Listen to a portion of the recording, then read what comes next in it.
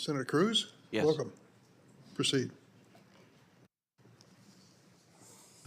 Mr. Chairman, in 1964, Ronald Reagan gave what is now an immortal speech called A Time for Choosing. I think on this committee, we find ourselves similarly in a time for choosing. The senator from Connecticut is trying valiantly to rehabilitate this nominee. And the arguments he's presenting are essentially, well, she's not all that bright. She didn't really read the letter. She didn't really know what was in it. She signed it, but she didn't mean to sign it. And if she'd known what was in it, she wouldn't have signed it. Now, that's the defense of her. Remember, we're talking about whether this person is fit to be a federal judge. And if the best defense is she's too dumb to figure out what she signed and she didn't mean to sign it, didn't read it, and didn't know what it said, that doesn't give you a whole lot of comfort, the kind of job she'd do if she's wearing a black robe and signing death warrants. Maybe she ought to read the piece of paper in front of her. And by the way, this is not some writing from 30 years ago when she was in college. This was written March 16th, 2020, 3 years ago. It's recent.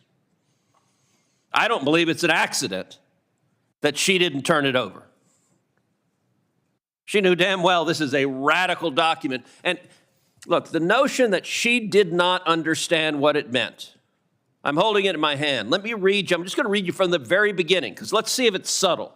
Let's see if they hide the ball, what it talks about. Here are the opening words of the letter. The undersigned organizations and individuals call on Governor Lamont to act immediately to protect the lives of the incarcerated people in our state. 3 urgent steps are needed. 1, the immediate release of as many people in custody as possible. 2, a moratorium on new admissions into jails and prisons.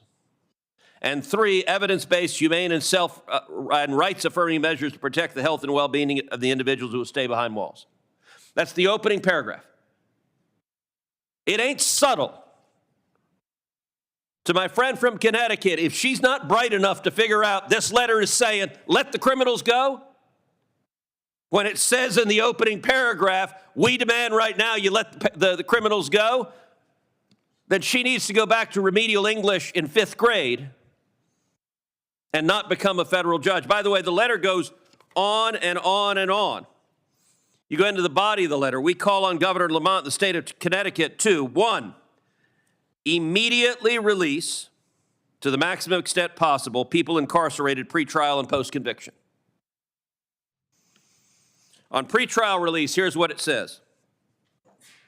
Governor Lamont should use his emergency powers to protect incarcerated people, their communities, and correctional staff by releasing all, A-L-L, all people who are incarcerated without having been convicted of a crime. I want you to stop and understand what those words mean. All people means everyone.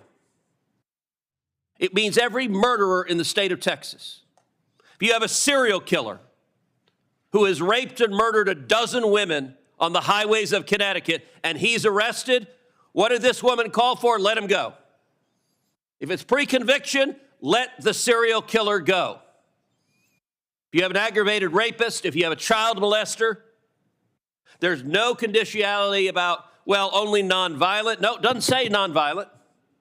It says all. Let every single criminal go pre-conviction. Look, I understand this is Washington, D.C., and there's politics here. And there are a lot of issues on which Democrats vote with Democrats, Republicans vote with Republicans. We've all been here a long time. We understand that's how it works.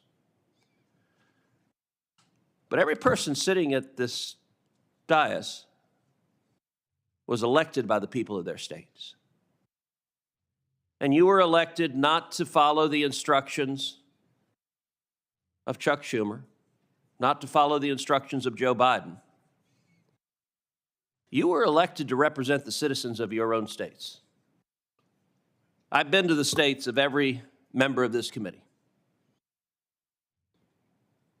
I promise you the citizens of your state would find this a simple question. I expect in a minute every Democrat like the Soviet Politburo is going to vote for this judge. Because that's what happens. You're not going to refute the substance of what we said. You're just going to be, we're Democrats, we're voting yes. And part of the reason you are is you're very confident the media back home is not going to ask you about it.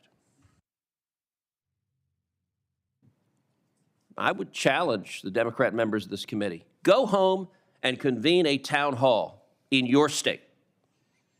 Ask the citizens of Illinois, should we confirm to the federal bench a woman who demanded that Connecticut release all violent criminals, all criminals pre-conviction, all murderers, all rapists, all child molesters? Should we make her a federal judge with the power to do that? Ask the citizens of Rhode Island. Ask the citizens of Minnesota. Ask the citizens of Delaware and Connecticut and Hawaii and New Jersey and California and Georgia and Vermont and California again. I guarantee you, I don't care how blue your state is. Your citizens, if you ask them, so what do you think? Someone who thinks we should empty the jails and release violent criminals, should they be a federal judge? Great state of Georgia, the Peach State. I don't think you could find a room of people who would say, yeah, that should be a federal judge. Just about anybody. You can get a bunch of lefty college kids. Ask them, should that be a federal judge? They'd say, of course not. Constitution gives this body the power of advice and consent. But it only works if people have the backbone to use it. If you view your job as I'm a rubber stamp for the Biden White House, whoever they send us, look, the Democrats on this committee have already signed off on 3 nominees of the Department of Justice who want to abolish the police. You've already signed off on a radical judge who describes himself in his own words as a, quote, wild-eyed liberal, says he wakes up every morning motivated by hatred for conservatives. He's a federal judge in New York. God help you if you're a conservative and you're in his court. You go sit there, Your Honor, you realize Your Honor woke up that morning motivated by hatred of you. But every Democrat thought that was fine. That looks like a good judge to us. And you're preparing to move forward on a judge that literally doesn't know what Article 2 of the Constitution is. We also got another judge whose most significant legal experience was a driver's license revocation proceeding. You all know this is garbage. You know the right thing to do. What it takes is one Democrat to have the gumption to say no. And by the way, all right, y'all are familiar with the little bracelets people wear, WWJD, what would Jesus do? I'm going to suggest to the Democrats you have a version of that. And with respect to the good Lord, I'm not going to invoke his name. I'm going to make a more terrestrial version. I'm going to suggest that you guys wear a bracelet that says WWJKD. That when you're thinking of what to do, ask yourself, what would John Kennedy do?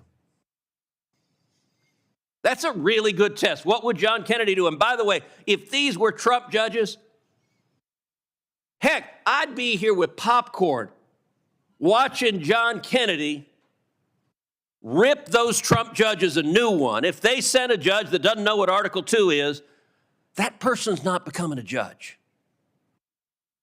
Because John Kennedy actually respects what it means to be a judge. He spent too much time in too many courtrooms to know if you have a jackass who doesn't know what he's doing or an ideologue on the bench, it's bad for the rule of law. And y'all remember, John Kennedy torpedoed Trump judge after Trump judge. We had a lot of great judges, but we had some that weren't great. And the ones that weren't great, the Republicans on this committee said, no, go back and do it again. Is there even a single Democrat who could look at that bracelet, what would John Kennedy do, and say, you know what? A judge who calls for releasing every violent criminal in the state of Connecticut who's on pretrial containment, that shouldn't be a judge. You all know it.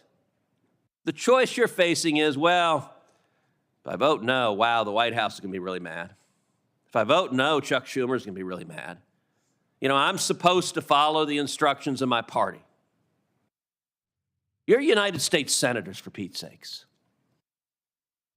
You don't represent the White House. You don't represent Chuck Schumer. You represent the people in your state. And all of you, the people in your state on this nominee, would look to you and say, if they read this letter, the people in your state would say, when you are voting, you should not just vote no, you should vote hell no. I hope and pray maybe one of you chooses to listen to the people in your state, or if not, you can look forward to when you're back in your state, having constituents read this letter to you and say, why did you think this person should be a judge? I got to tell you, I wouldn't know how to answer that question. Only answer I'd know to give to my constituents is, of course I didn't. She'd make a terrible judge. So do what you know is right.